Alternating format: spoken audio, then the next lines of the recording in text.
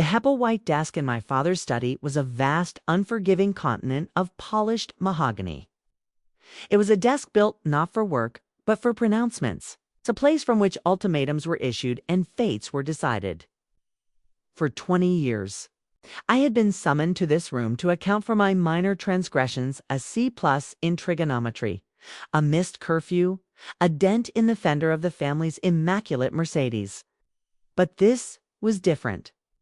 I was 20 years old, a student at a prestigious university, and I had been called home from my summer internship in New York for this, an emergency family meeting. My father, Edward Vance, sat behind the desk, a king on his throne. He was 55, but looked a decade younger. His salt and pepper hair perfectly coiffed, his tailored suit exuding an aura of effortless power. He was a senior partner at the most powerful corporate law firm in Connecticut. A man who sat on 3 charity boards and whose name was whispered with a kind of reverent awe at the Greenwich Country Club. He was a pillar of the community, a titan of industry, a man of unimpeachable character. And it seemed, was his greatest disappointment. My mother, Catherine, sat in a wing-back chair to my right, a ghost in a cashmere sweater set. She was beautiful, elegant, and utterly, completely terrified of the man she was married to. She was not a participant in this meeting. She was a hostage, her presence required to present a united parental front. She stared at a point on the Persian rug, her hands clenched so tightly in her lap her knuckles were white. "Amelia," my father began, his voice a low, calm, and terrifyingly reasonable baritone. He never raised his voice. He didn't have to. His disappointment was a weapon far more effective than rage. "Your mother and I are worried." "About you? Worried?" I asked, my own voice a reedy, defiant squeak. "About what?" "My grades are fine. Not in any trouble." "We're not talking about your grades," he said, steepling his fingers. "We're talking about you, your choices, the person you are becoming." He paused, letting the weight of his judgment settle in the quiet, wood-paneled room, and then he reached into the top drawer of his desk. My blood ran cold. He pulled out a small, leather-bound book with a broken clasp. A book with a faded, embossed rose on the cover. It's my diary. He placed it on the polished surface of the desk between us. It looked small and fragile and terribly, terribly violated. "I was looking for a stamp." "In your room," he said, the lie so bald, so effortless, it took my breath away. "And this fell from your bookshelf." I couldn't speak. A wave of nausea and pure, unadulterated violation washed over me. The one place in this entire, suffocating house that had been mine, the one place I could be honest, the one place my own thoughts were safe. And he had broken into it. He had trespassed into my very soul. I was concerned, he continued, his voice still infuriatingly calm. "So I read it." He said it so simply, as if he were admitting to reading the morning paper. As if he had a fundamental, God-given right to the contents of my own head. "And what I found," he said, his eyes turning to chips of ice, "was deeply, deeply disturbing." For the next 20 minutes, he held court. He did not read from the diary. That would have been too crude, too emotional. Instead, he dissected it. He quoted my own words back to me from memory, his lawyer's mind having catalogued my secrets like evidence in a criminal trial. He was the prosecutor, and my own private thoughts were the star witness against me. He talked about the poetry I had written, which he called morbid and nihilistic. He talked about the entry where I had admitted to trying a pot brownie at a party, which he called a descent into criminal deviancy. He talked about the pages where I had questioned my own sexuality, my confusing nascent feelings for a girl in my art history class, which he referred to as a phase of profound and dangerous confusion that must be corrected immediately.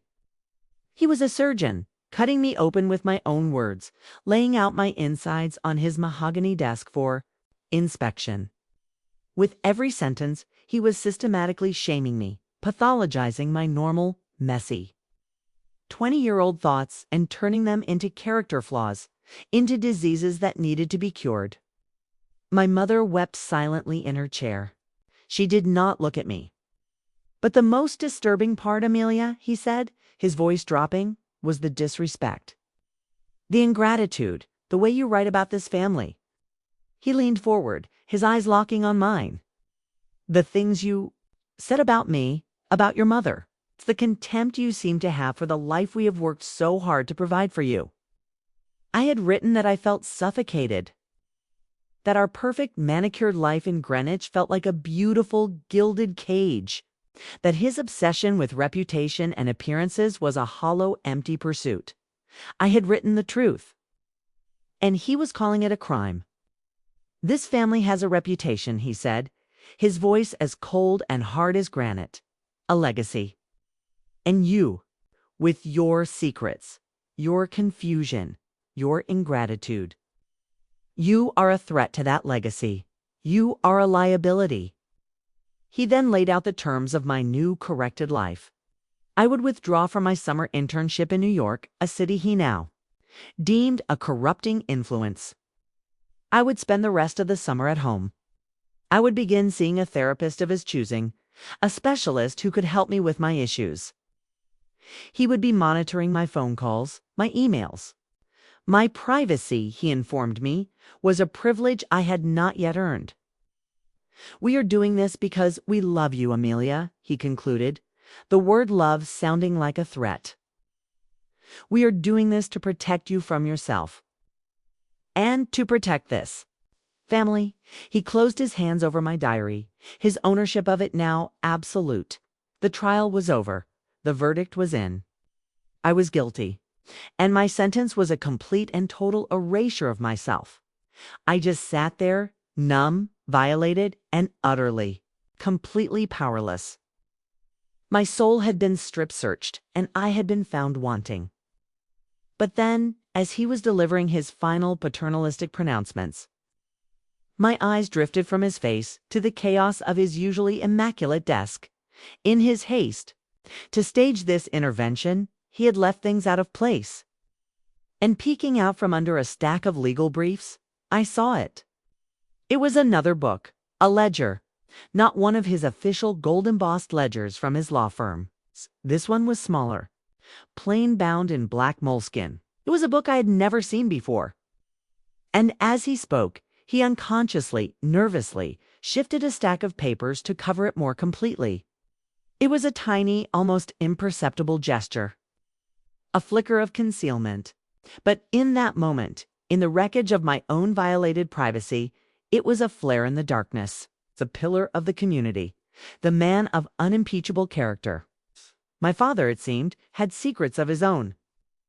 The thought, small and vengeful, was a single defiant seed planted in the salted earth of my humiliation. And in the days that followed, as I lived out my sentence in the silent, suffocating prison of my childhood home, that seed began to sprout. My life, after the intervention, became a masterpiece of theatrical submission. On the outside, I was the perfect, chastened daughter. I was quiet, I was compliant, I was a ghost in the hallways of my own home. I attended my twice-weekly sessions with Dr. Albright, the therapist. My father had chosen a woman with kind eyes and a spine made of jello who was clearly on his payroll. I would sit in her plush office surrounded by abstract art and tastefully dying plants, and I would talk about my confusion and my anger issues in a vague, noncommittal way. I would give her just enough to write in her reports to my father that I was making progress. I adhered to my new 10 o'clock curfew. I allowed my father to read my text messages every night, a humiliating ritual in which I would hand over my phone and stand there, my insides churning with a cold, silent rage as he scrolled through my bland, meaningless conversations with my few remaining friends. I was a model prisoner, but on the inside, in the last remaining private space of my own mind, I was not a prisoner. I was a spy. My humiliation and pain from that day in my father's study had not broken me. It had done something far more dangerous. It had focused me. The scattered emotional rebellion of my diary had been replaced by a single, Cold and diamond-hard objective. I would find his secrets, and I would burn his perfect world to the ground with them. My investigation began with a problem of access. My father's study, the scene of my violation, was his fortress. His laptop, his files, his secrets, they were all in there. And after my intervention, I was unofficially barred from entry. I needed a key, a reason to be in that room at that desk. The universe, in a rare act of kindness, provided one for me. I was in the kitchen one morning making a cup of tea when my father strode in, his briefcase in hand. He was on his phone barking orders at some unfortunate junior associate. He was so engrossed in his own self-importance that he didn't see the glass of water I had left on the counter. His briefcase swung, and the glass went flying, its contents arcing through the air in a perfect slow motion. Wave that crashed directly onto my open laptop. The screen flickered, hissed, and went black. My father didn't even break stride. "Deal with it, Henderson." He barked into his phone and then walked out the door. I looked at my dead laptop. It was a 3-year-old machine that had been on its last legs anyway, okay? And it was now the most beautiful, most useful object I owned. It was my Trojan horse. That evening, I approached my father with a carefully rehearsed performance of a distraught, responsible student.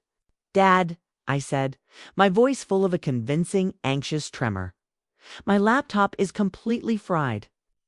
I have a 10-page paper for my summer course due on Friday, and I haven't even started my research."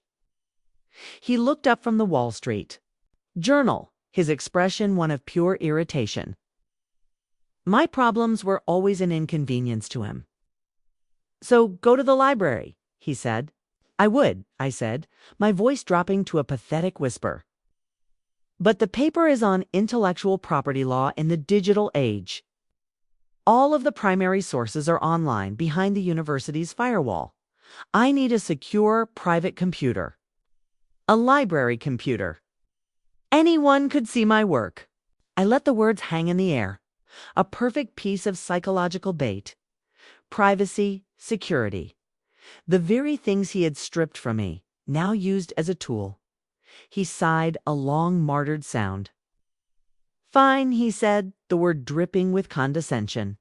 "You can use the laptop in my study. But I want that paper finished by Friday, and I want to see it. And you are not to touch anything else on that desk. Is that understood?" "Yes, Dad," I said, my voice full of a groveling daughterly gratitude. "Thank you. Thank you so much. I had the key." Phase 1 of my operation was the keylogger.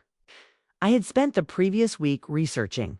I had purchased a small, innocuous-looking USB drive that was, in fact, a sophisticated piece of spyware. It required less than 30 seconds of physical contact with the target computer to install its payload. The next afternoon, I went into his study. The room was exactly as I remembered it. A tomb of mahogany and leather, smelling of old books and my father's quiet, suffocating authority. I sat down at his desk in his chair. I felt a cold thrill of transgression. I powered on his laptop and I waited. I needed him to enter his password. He came in an hour later. "How's the paper coming?" he asked, his tone that of a warden checking on a prisoner. "It's good," I lied. "I'm just taking a small break." He came and stood behind me, his presence a heavy weight at my back. He reached over my shoulder and logged me out of the university portal. "You should be working, not taking breaks," he said. And then he logged himself in, his fingers flying across the keyboard with a familiar, arrogant confidence. I didn't watch his hands. I watched the screen. I burned the sequence of dots into my memory. 8 characters, a capital letter, a number. It was enough. He left. I waited until I heard his car pull out of the driveway for his daily trip to the country club. I took the small USB drive from my pocket. Hands were shaking, but my mind was clear. I plugged it into the side of his laptop. A small window popped up, a simple gray loading bar. It was the longest 15 seconds of my life. The bar filled, its installation complete. I pulled the drive out, slipped it back into my pocket, and took a deep, shuddering breath. Phase 1 was complete. I now had a secret, invisible window into his digital world. Every email he wrote, every password he typed, every website he visited would all be logged and emailed to a dummy account I had created for this very purpose. Phase 2 was the phone. It was more difficult, more dangerous. I needed physical access to his phone for at least 15 minutes. He guarded it like a state secret. But he had a weakness, a chink in his armor of perfect, meticulous control. Every night before he went to bed, he would plug his phone in to charge on the counter in the kitchen. A habit from a time before he had so much to hide. That night, I waited in my room until 2 in the morning. The house was a crypt. I slipped out of my room, my feet silent on the thick Persian runners that lined the hallways. The kitchen was dark, illuminated only by the faint, ghostly green light of the microwave clock. And there it was, its iPhone plugged into the wall, a small, sleeping serpent. I had my own laptop with me, the cloning software I had downloaded, already open. I had practiced on my own phone a dozen times. I knew what to do. I unplugged his phone and connected it to my computer. The screen lit up. Enter passcode. My heart hammered against my ribs. I hadn't been able to get his phones. Passcode, the keylogger, only worked on his laptop. At a single, desperate chance. My father was a creature of habit and monumental ego. His laptop password was Vance #1. It was a long shot. Stupidly long shot. My fingers trembled as I typed it in. 1267. The numbers from the year he made partner at his firm. The phone unlocked. I almost laughed out loud. The sheer, arrogant predictability of the man. I started the cloning software. A progress bar appeared on my screen. Cloning iPhone estimated time. 12 minutes. It was an eternity. I sat there on the cold tile floor of the kitchen, watching the thin blue line creep across the screen, my ears straining for any sound from upstairs. Every creak of the old house was the sound of my father coming down the stairs. Every distant car was the sound of my imminent discovery. The bar reached 100%. Cloning complete. I quickly, quietly disconnected his phone, plugged it back into the wall charger, and slipped back to my room. My laptop clutched to my chest like a stolen jewel. I now had a perfect real-time copy of his entire digital life in the palm of my hand. Phase 3 was the ledger. The black moleskin book I had seen on his desk, its anxious, furtive gesture to hide it, was the thing that had started it all. I knew, with a deep, primal certainty, that it was the key. I had to wait for days for my opportunity. He was playing in a charity golf tournament. It's an all-day affair that was a cornerstone of his public performance as a community benefactor. My mother was with him, playing the part of the supportive, adoring wife. I had the house to myself. I went back into the study. This time, I was not a guest. I was an intruder. Went straight to his desk. I knew from the keylogger that he kept his most important keys in the back of the bottom right drawer. I found the small brass key I was looking for. I used it to unlock the deep central drawer of the desk, the one that was his inner sanctum. And there it was, the black moleskin ledger. It felt heavy in my hands, dense with secrets. I opened it. It was not a financial ledger, not in the traditional sense. It was a record of a second life. The pages were filled with my father's neat, controlled script, a meticulous accounting of a world of lies. There were names, dates, and numbers. The name that appeared most often was Annalise. The numbers were payments, thousands of dollars every month. Annalise rent APT 7B, $4,500. Annalise car payment, BMW, $850.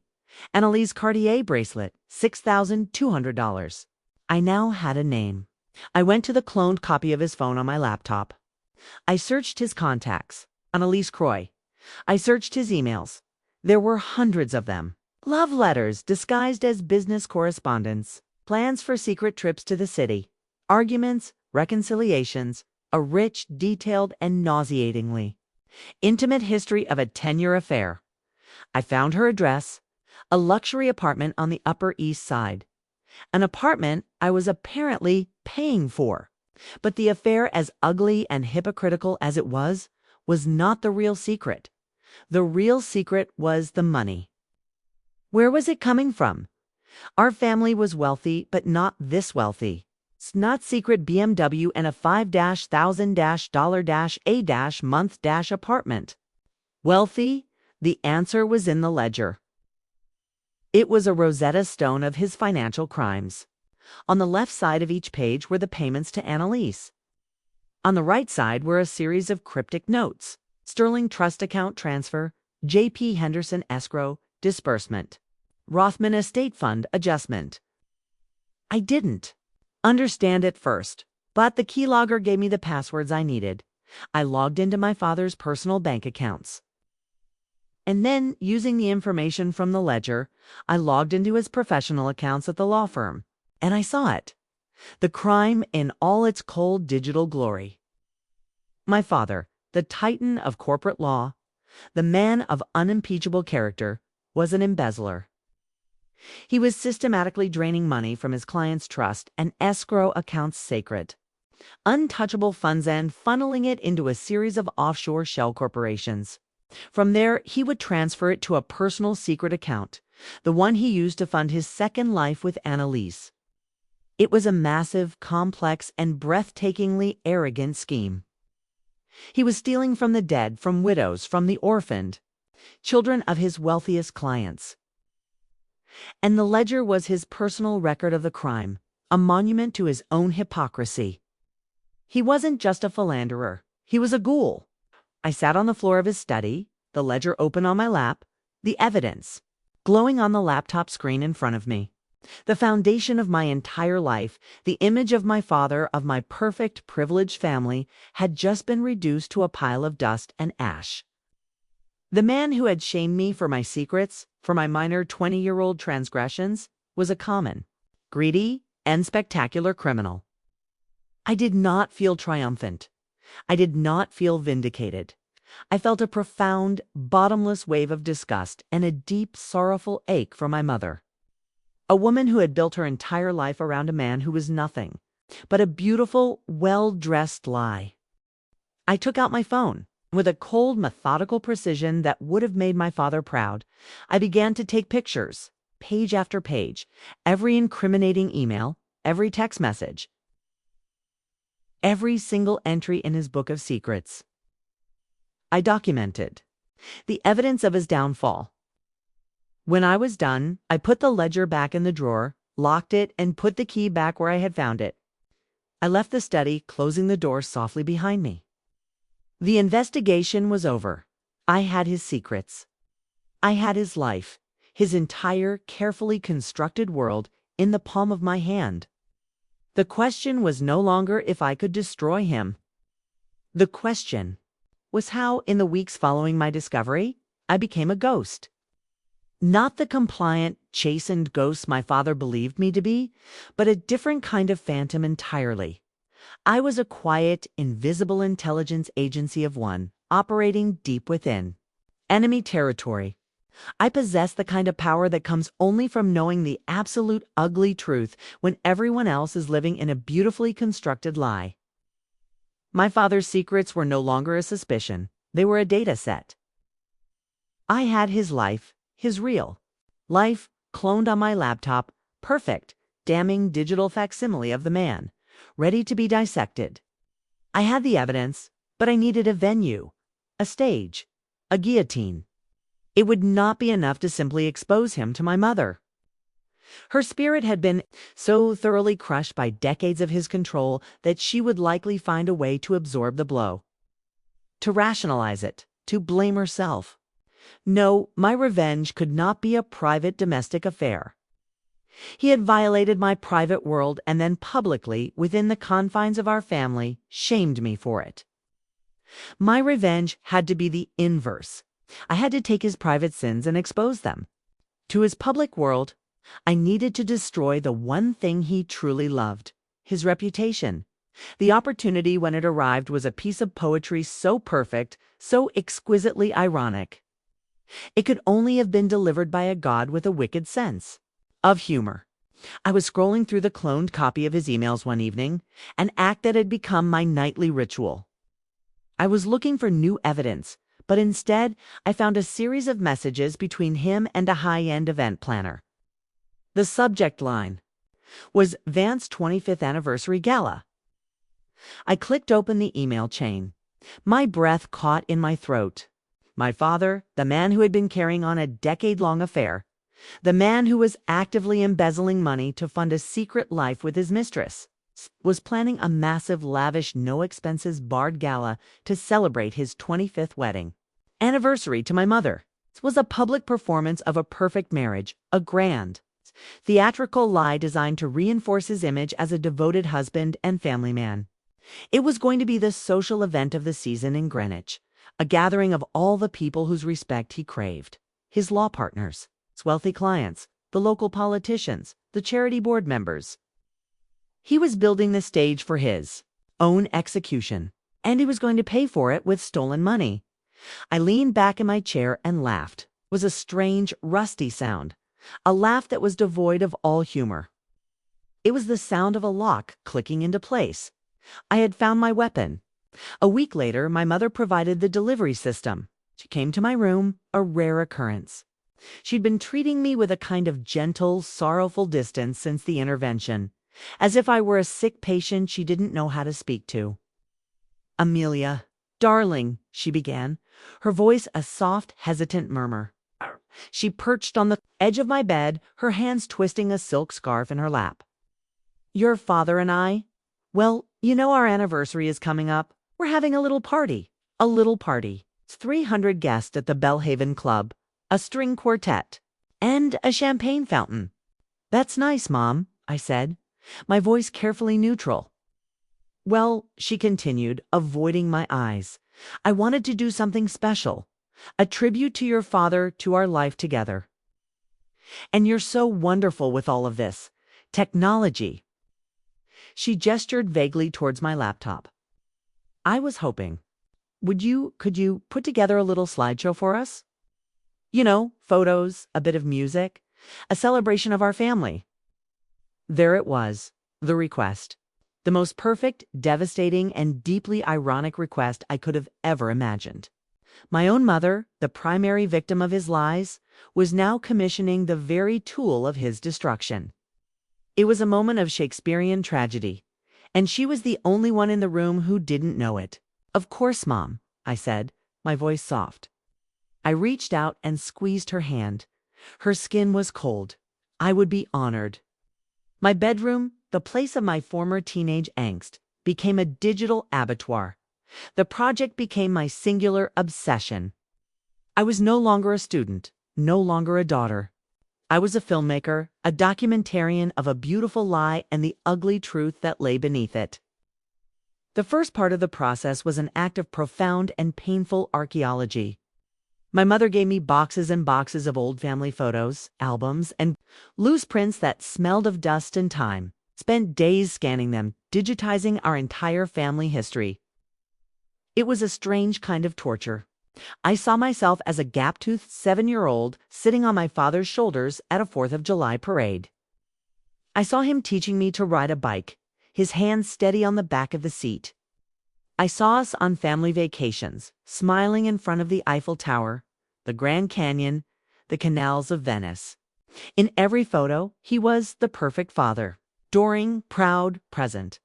And I knew now that it was all a performance.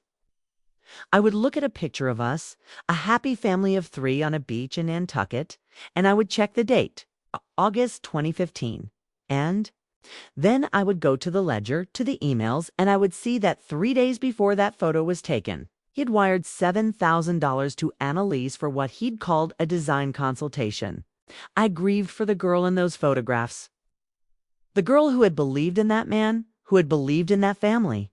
And with every scanned image, a layer of my own sentimentality was stripped away, replaced by the cold, hard clarity of the truth.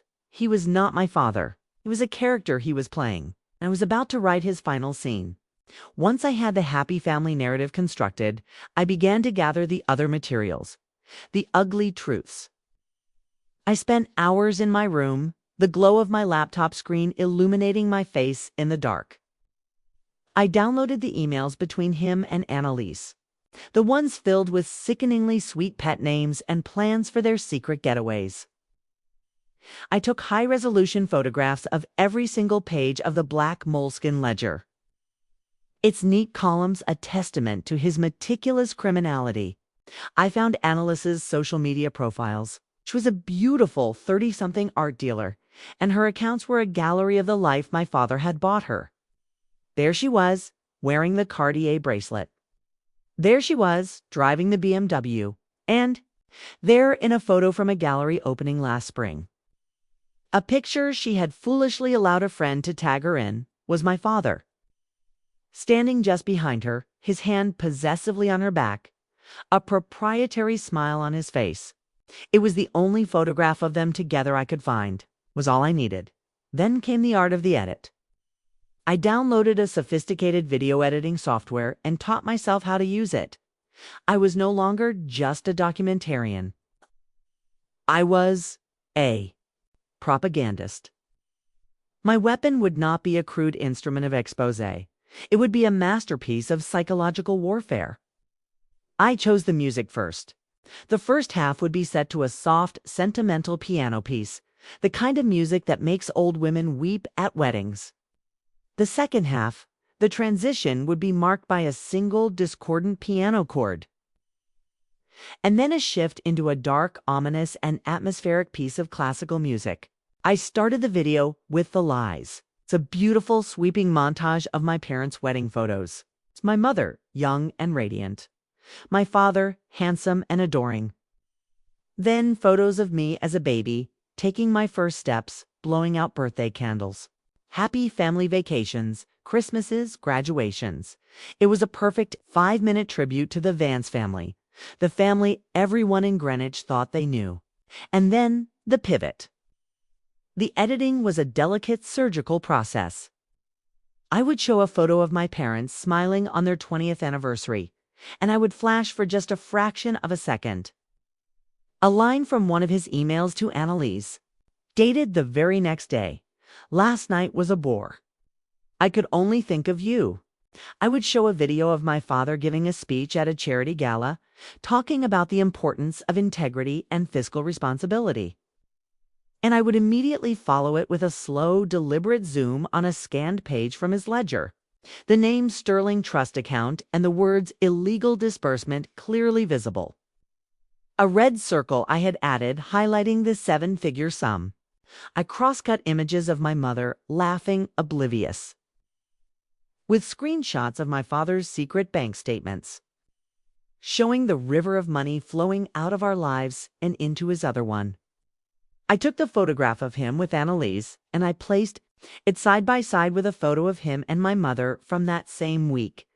The same suit, the same tie, the same lie. The midpoint of my project, the moment the weapon was truly armed, came late one night, about a week before the party. I had finished the final cut.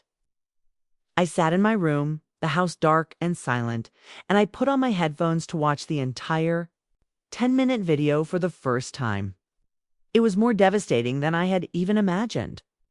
The slow, sickening descent from sentimental family tribute to cold, hard criminal indictment was a work of art. It was a character assassination executed with the precision of a surgeon and the cold, vengeful heart of a wronged daughter. It was a monster. A beautiful, terrible, and perfect monster. And I had created it. As the final damning image of the secret bank statement faded to black, I took off my headphones. The silence in my room was absolute. I was shaking, not with fear or with rage, but with the terrifying absolute weight of the power I now held. With a single click of a button, I could detonate a bomb in the middle of my own life, and the fallout would be catastrophic. I had the power to destroy him, and in doing so, I would destroy my mother. I would destroy everything. I saved the final file. I dragged it onto a small, innocuous-looking USB drive. I clicked eject. The on-screen icon vanished. The weapon was loaded.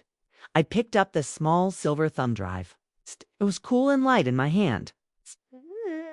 It was the key to my father's destruction, to my mother's heartbreak, to my own terrible, necessary, and Pyrrhic victory. I labeled it, in my neatest script, Vance Anniversary Tribute.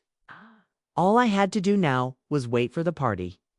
The week of the party, our house transformed into a command center for a military-style operation in floral arrangements and champagne logistics. An army of strangers descended upon us. Florists with armloads of cream-colored roses and magnolias, their cloying sweetness filling every room. Caterers in crisp whites taking inventory of my mother's china.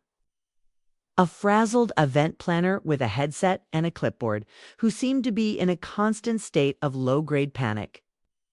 The house buzzed with a frantic, expensive energy, all of it, orchestrated to create a perfect, flawless evening that would celebrate a 25-year-long lie.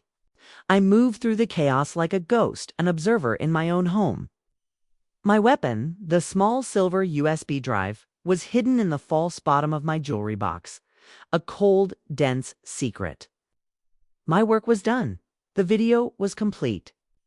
Now all I had to do was wait. This new and forced idleness was a special kind of torture, with the methodical, all-consuming work of the investigation and the video editing gone. There was nothing to distract me from the profound, terrifying gravity of what I was about to do. My certainty, which had felt so absolute in the isolation of my own rage, began to develop hairline fractures.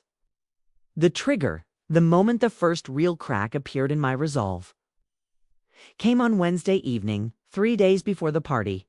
I was coming downstairs to get a glass of water. The house was quiet, the army of party planners gone for the night. As I reached the bottom of the grand curving staircase, I heard music coming from the ballroom. It was a soft, old, familiar song. Etta James, At Last, my parents' wedding song. I stopped in the shadows of the hallway. I peeked into the vast, empty ballroom. The furniture had been cleared out, leaving a wide, polished dance floor that reflected the soft glow of the chandeliers. And in the center of the room, my parents were dancing. My father had his hand on the small of my mother's back. Her head was resting on his shoulder. They were moving in a slow, familiar shuffle, their bodies perfectly attuned to each other after 3 decades together. My father was humming along to the music, his voice a low, gentle rumble. My mother was smiling. It was not her usual tense socialite smile. This was a real one. A soft, unguarded, and genuinely happy smile that reached all the way to her eyes. In the warm, forgiving light of the chandelier, she looked like the young, hopeful girl from her wedding photos, the girl who had no idea the man holding her was a fiction, a carefully constructed character who would, in a few short days, break her heart in front of 300 of their closest friends. And I was the one who was going to do it. I watched them, my throat tight, a profound and sickening wave of guilt washing over me.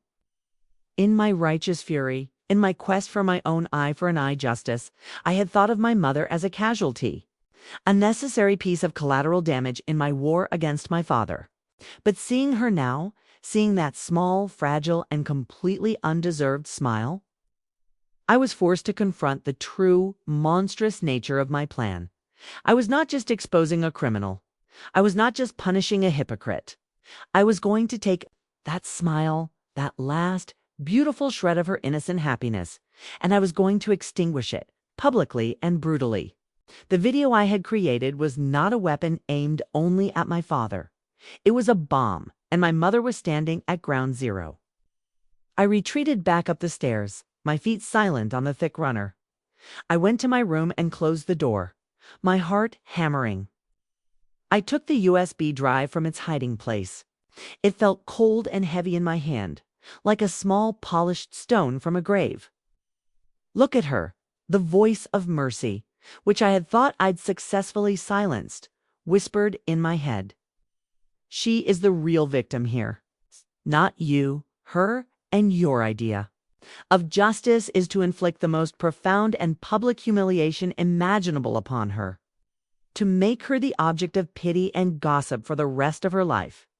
This isn't justice, Amelia. This is an act of spectacular, selfish cruelty. The voice was right. I was taking away my mother's choice.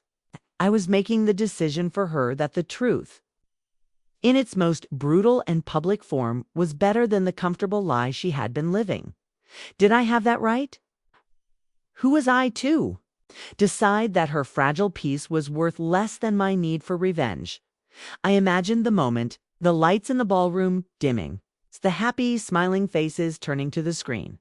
My mother sitting at the head table, her hand in my father's, a proud, happy tear in her eye as the first photos of their wedding appeared. And then the shift. The dissonant chord. The first email to Annalise. I imagined the look of confusion on my mother's face. Then the dawning horror. The slow, public unraveling of her entire life, her entire identity, while 300 people watched, her gasp, her sob, her utter, complete, and total devastation. I stumbled into my bathroom and retched into the toilet, my body convulsing with the sheer, ugly poison of what I had planned. I went back into my room, my legs shaking. I held the USB drive in my hand. I could destroy it. Right now. I could snap this small plastic casing in two, drop it in a glass of water, and it would all be over. I could let the party happen. I could let my mother have her one perfect, happy night. I could let my father get away with it. I could swallow my rage, my pain, my need for justice, and I could choose mercy. For her, my hand closed around the drive, my knuckles white. I was going to do it. I was going to break it. I was going to choose my mother. And then my phone buzzed. It was a text from my father, my study. Now, my blood ran cold. I slipped the USB drive back into its hiding place and went downstairs, my heart a leaden weight in my chest. He was sitting behind his mahogany desk, the picture of paternal authority. The room was exactly as it had been during the intervention, a place of judgment and control. "Close the door," he said, his voice flat. I did as I was told. He gestured to the chair opposite him, the same chair I had sat in when he had dissected my soul. "Amelia," he began, his tone that of a CEO addressing a problematic subordinate.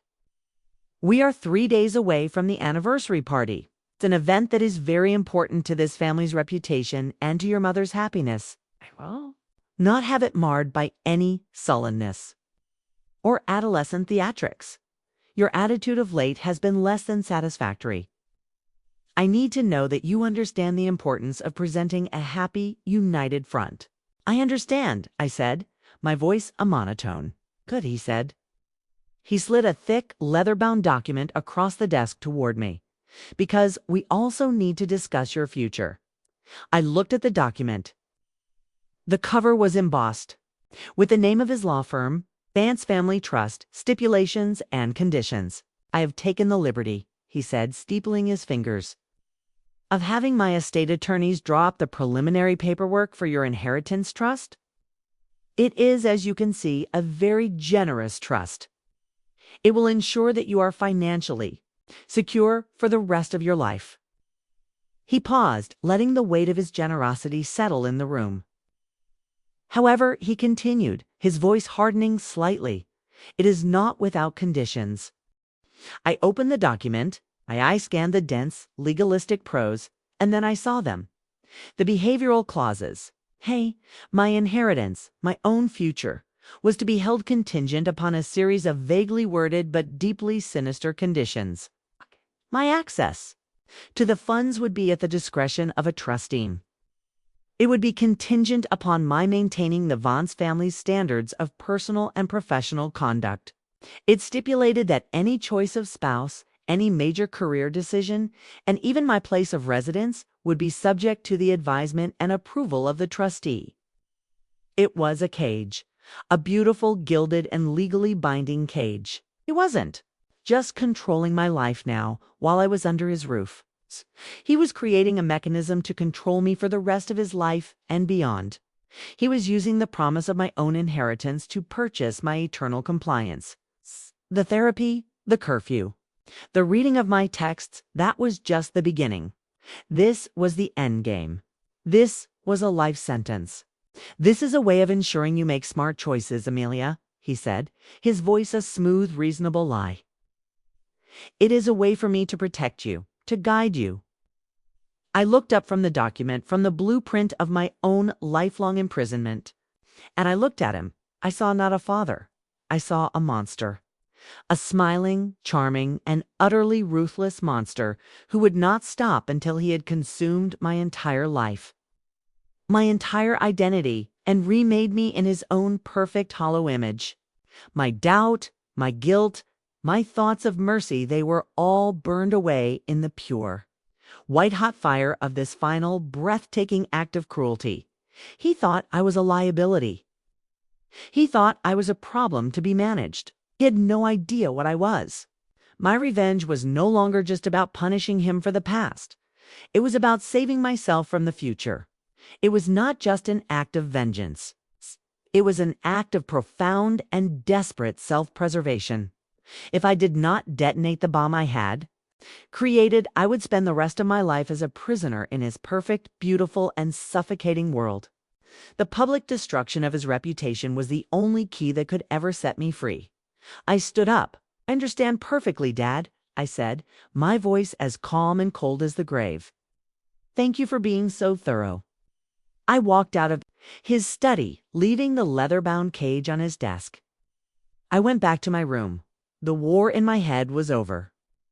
Justice and mercy were no longer at odds. I now understood that, for me, and maybe even for my mother, the most merciful act I could possibly perform was to tell the absolute, unvarnished, and catastrophic truth. The morning of the party, I woke up feeling a strange, serene calm. Showered, I did my hair. I put on the simple, elegant dress I had chosen. I was no longer a daughter wrestling with a moral dilemma. I was an executioner walking to the gallows. And for the first time in my entire suffocating life, I felt a breathtaking sense of freedom. I took the small silver USB drive from its hiding place. I held it in my palm. It was no longer a weapon of revenge. It was my key, my escape plan. I dropped it into my small, beaded evening bag and went downstairs to join the party. The Bellhaven Club on the last Saturday in August was a living fantasy.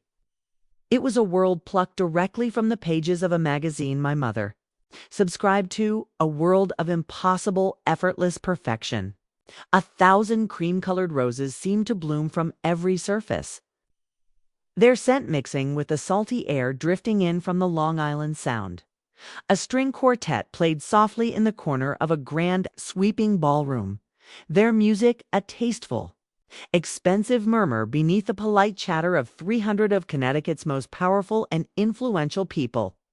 Waiters in crisp white jackets moved silently through the crowd, their silver trays laden with champagne flutes and delicate jewel-like canapes.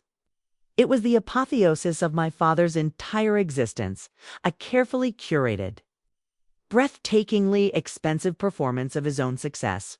And I was the bomb, ticking silently in the center of the room. I moved through the crowd, a ghost in a dark blue dress, a fixed, polite smile on my lips. My evening bag, containing the small silver USB drive, was a cold, heavy weight in my silve, and we silver weight in my hand. People I had known my entire life came up to me, their faces soft with sympathy. They had all, of course, been informed of my recent troubles. Amelia, darling, one of my mother's friends. A woman with a face pulled tight from surgery said, squeezing my arm, "Your father told us you've been having a difficult summer. We're all so glad to see you looking so composed." Composed. That was the word they used for a daughter who had been successfully brought back into the fold. I was a problem that had been solved, an unsightly emotional display that had been tidied up just in time for the party. I saw my mother across the room. She was radiant, a vision in a pale silver gown that shimmered under the light of the crystal chandeliers. She was laughing, a genuine, unburdened sound that I hadn't heard in years. She was the picture of a happy, beloved wife, the queen of this perfect, glittering court. The sight of her joy was a physical pain, a sharp, twisting knife in my gut. "This is your last happy night," I thought. The words a cold, silent prayer. "I am so, so sorry." My father was holding court by the towering seven-tiered wedding cake, a perfect replica of the one from their wedding. He was magnetic, charming, his hand resting possessively on my mother's back. He was accepting the congratulations and tributes of his peers, soaking in their admiration like a desert plant soaking in a rare rain. He caught my eye across the room and gave me a small, almost imperceptible nod, a gesture of ownership. "Daughter," the nod said, "look at her, so beautiful, so composed, so completely and utterly mine." After an hour of mingling, the guests were seated. The dinner was served, the wine was poured, and then came the toasts. A senior partner from my father's firm stood up, a portly, florid man named Mr. Abernathy. He raised his glass. "To Edward Vance," he boomed, his voice echoing slightly in the vast room. A man whose name has become synonymous with two words: integrity and success. In all my years, I have never met a lawyer with a stronger moral compass. A wave of applause. I took a slow sip of water, the liquid cold and tasteless in my mouth. Next, a family friend, a woman who had been my mother's maid of honor, stood up. She spoke of their enduring love, their perfect marriage. "It's 25 years, she said, her voice thick with emotion. "In this day and age, a true inspiration. Catherine and Edward are a testament to the power of loyalty, trust, and unwavering devotion." I could feel the gazes of the people at my table on me, and I kept my expression a perfect, placid blank. My insides were churning. The hypocrisy was a physical, nauseating force. And then it was my father's turn. He stood up, tapping his glass with a spoon for silence. The room fell into a hushed, expectant quiet. He looked first at the crowd, the confident, benevolent king surveying his loyal subjects, and then he looked at my mother. "My darling Catherine," he began, his voice a low, intimate, and perfectly rehearsed melody of love. 25 years ago, on this very weekend, you made me the luckiest man on earth. You have been my partner, my rock, my conscience." He paused, letting the weight of his lies settle. "You have given me a beautiful life, a beautiful home, and a beautiful, brilliant daughter who makes me proud every single day." He looked directly at me, and his eyes were full of a smug, paternalistic pride. The look said, "See? The intervention worked. The problem is solved. The family is perfect."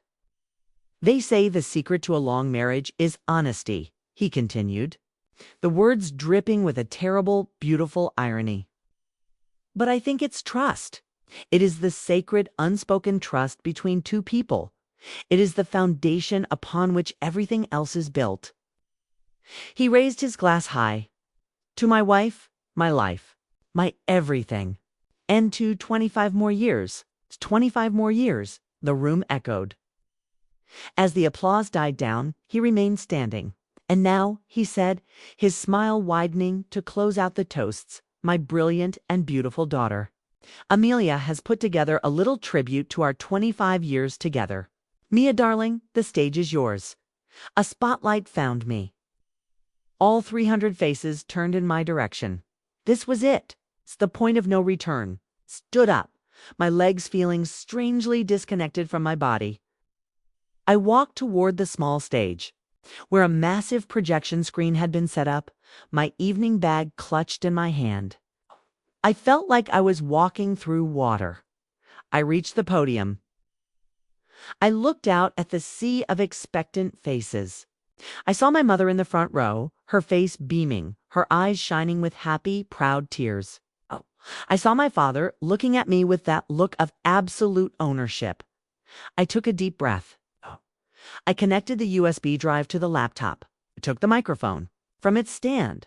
"Thank you, Dad," I said, my voice surprisingly steady. "That was a beautiful speech.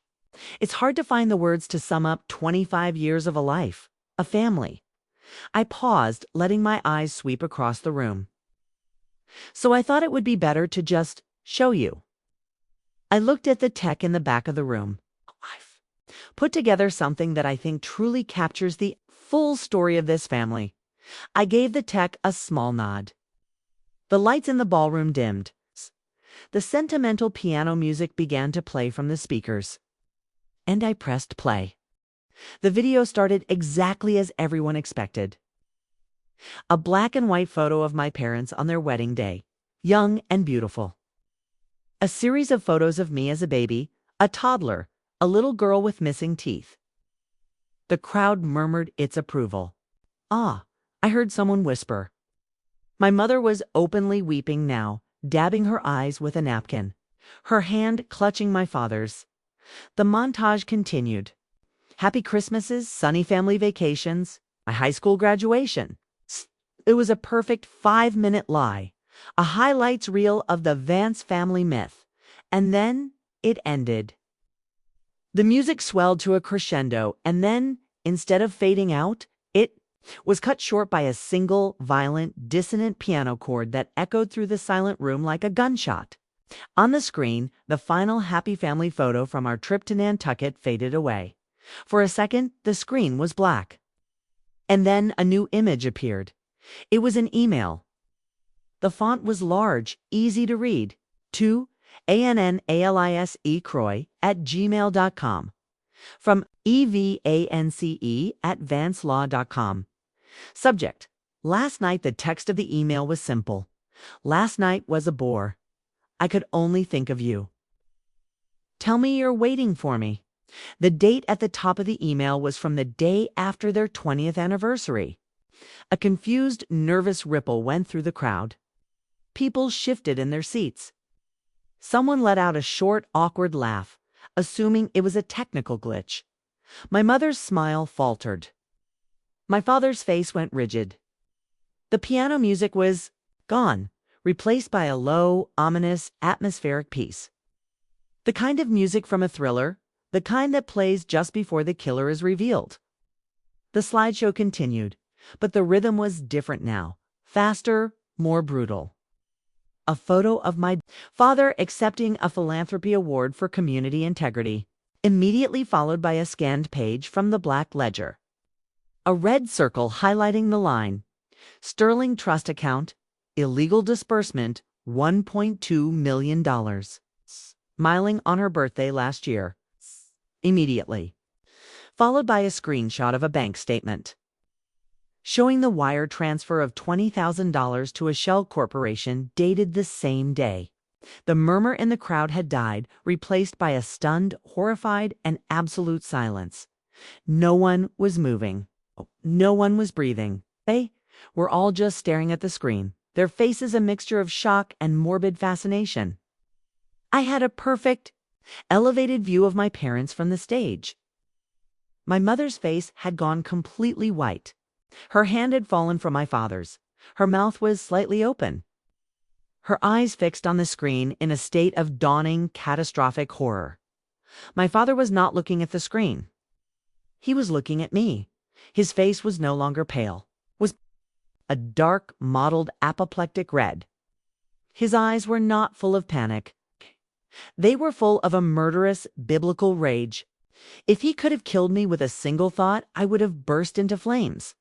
The video reached its crescendo. A beautiful, professionally taken photograph of my father and my mother. From the invitation to this very party filled the screen. It hung there for a moment, a perfect image of a perfect couple. And then it slowly crossfaded into the picture I had found on social media. The one of my father in the same suit, the same tie, standing behind his mistress, his hand on her. Back, the final image was a simple bank statement from my father's secret account. It showed a balance of over $4 million. Stolen money, the music stopped. The screen went black. And then a single sentence appeared in plain white text. Congratulations on 25 years of secrets and lies. The screen stayed black, The silence in the room was a physical thing, a solid, unbreathable wall of shock. And then the first sound, single, sharp, shattered sob.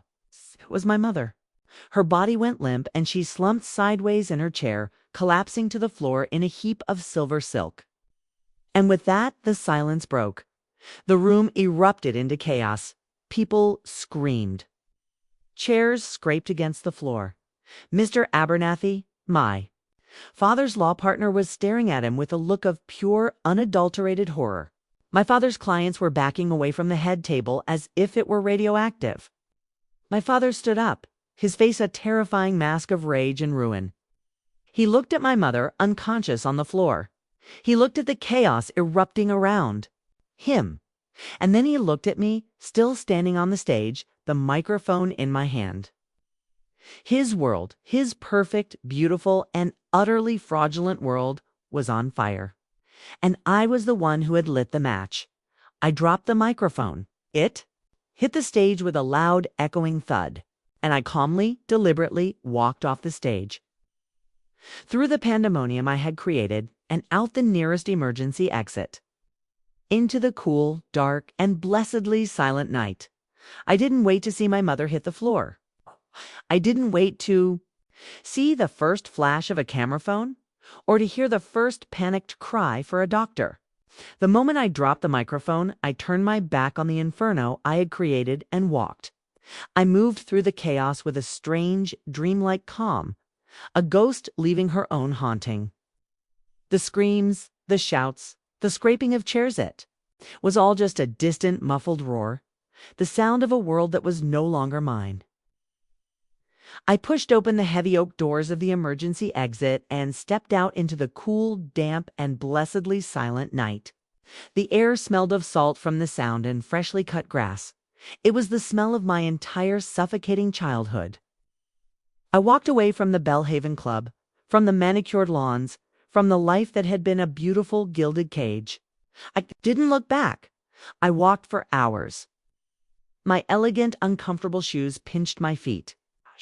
The night air was cold against my bare arms. I just followed the quiet, tree-lined streets, the opulent houses dark and silent around me, their inhabitants all back at the club, witnessing the social execution of the century. In the distance, I heard the wail of a single ambulance, its siren a lonely, mournful cry in the night. I knew who it was for, and I kept walking. I ended up at the train station, a small, historic building that was deserted at this hour. I sat on a cold, wrought-iron bench under the dim yellow light of the platform. I had my evening bag, my phone, and the clothes I was wearing. That was it. I had just detonated my entire life, and this was all I had left. When the first train to New York rumbled into the station just before dawn, I was on it. I watched from the window as the familiar, perfect landscape of my hometown slid by, giving way to the grittier, more honest decay of the city. I was a refugee, fleeing the smoking ruins of a war one had started, and won. I got a cheap, windowless room in a dingy hotel in Midtown, a place that smelled of stale cigarette smoke and despair. And from this anonymous, grimy bunker, I watched the fallout. The story broke online first. A chaotic torrent of tweets and blurry photos from guests at the party. Then came the gossip columns, their headlines dripping with schadenfreude. Vance anniversary ends in explosive revelations. Greenwich society rocked by scandal at gala. By Monday morning, it was a legitimate news story. The focus quickly shifted from the salacious details of the affair to the far more serious crime. My father's carefully constructed public image, his most prized possession, was incinerated in the space of 48 hours. Edward Vance, prominent attorney accused of massive embezzlement scheme. Read the headline in the Wall Street Journal. Law firm of Vance, Abernathy, and Low suspends senior partner amidst fraud allegations, announced the New York Times. I read the articles with a kind of detached clinical interest. They detailed his crimes with a brutal efficiency that I had to admire. They had found the shell corporations. They were interviewing his law partners, his clients, Mr. Abernathy. the man who had toasted my father's integrity, gave a statement expressing his profound shock and deep disappointment. He announced that the firm was launching a full internal investigation and cooperating with federal authorities. My father's ruin was swift, total, and merciless. His name was stripped from the firm. He was forced to resign from all of his charity boards. The country club, that temple of social acceptance, revoked his membership. He was no longer a pillar of the community. He was a pariah, a disgrace. The man who had been terrified of a single imaginary dent in his family's reputation was now the author of its complete and utter destruction. My family, what was left of it, did not contact me. I was the architect of this destruction, a traitor who had broken the sacred, unspoken code of the wealthy. Thou shalt not air thy dirty laundry in public. I was, in their world, a monster far worse than my father. He was just a common criminal. I was the one who had committed the unforgivable sin of telling the truth out loud. The only communication I received came a week after the party. A crisp, formal-looking envelope was slipped under my hotel room door. It was from my mother's new lawyer. Inside was a cashier's check for $5,000 and a handwritten letter on my mother's elegant cream-colored stationery. "Amelia," she wrote. Her handwriting was shaky. "I am told you are in New York. I am sending you this money. It is all I can access right now, as your father's assets have been frozen. Do not try to contact me. I have spent the last week in a state of shock. My life, the life I thought I had, is over. The man I thought I was married to does not exist. I have filed for divorce. I do not know what to feel about what you have done. There are moments when I am consumed with a rage at you so profound. It frightens me.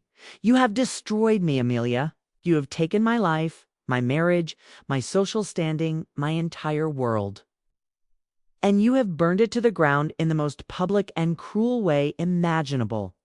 And then there are other moments of a strange, terrifying clarity. And in those moments, I know that you did not destroy my life. You saved me from a lie I have been living in for 25 years. You have given me the truth, and it is a terrible, ugly, and unbearable gift. But it is the truth. I don't know if I can ever forgive you for the cruelty of your method. I don't know if I ever want to see you again. All I know is that the woman who is writing this letter is a stranger to me. And the woman who was dancing with her husband a week ago is dead, and you are the one who killed her. Goodbye, Catherine. I read the letter a dozen times.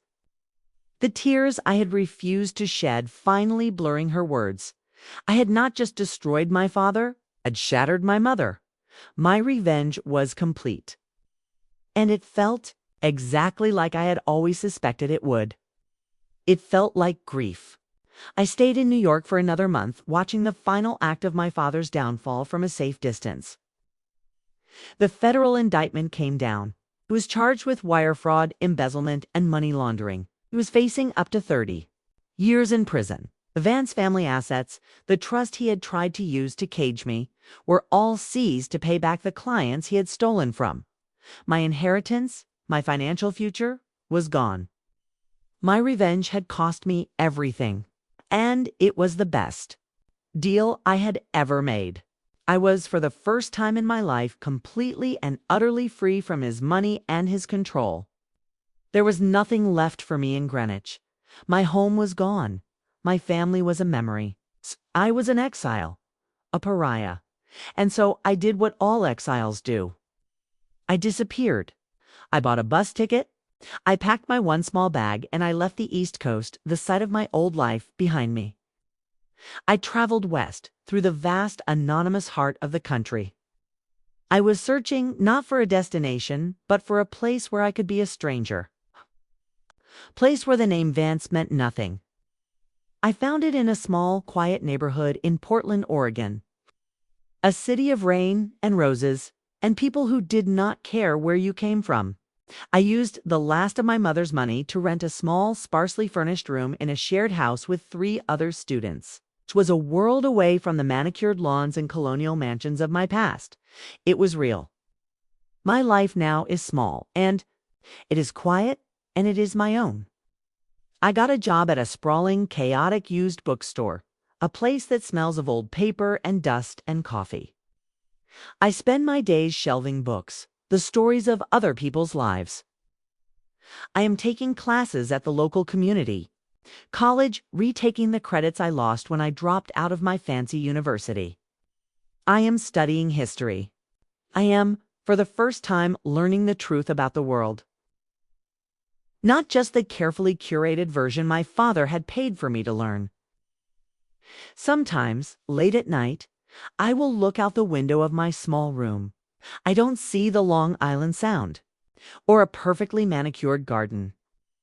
I see a wet, glistening street under the orange glow of a streetlight. I see a neighbor's messy, overgrown yard. I see the real, imperfect, and unpredictable world. My revenge is complete. The ledger is closed. I blew up my own life to escape a gilded cage. I am estranged from my family. I am poor. I am, in the eyes of the world I came from, a complete and total failure. But I am free. And as I stand, here in the quiet of my own small, hard-won life, I know, with a certainty that settles deep in my bones, that I have never been more successful.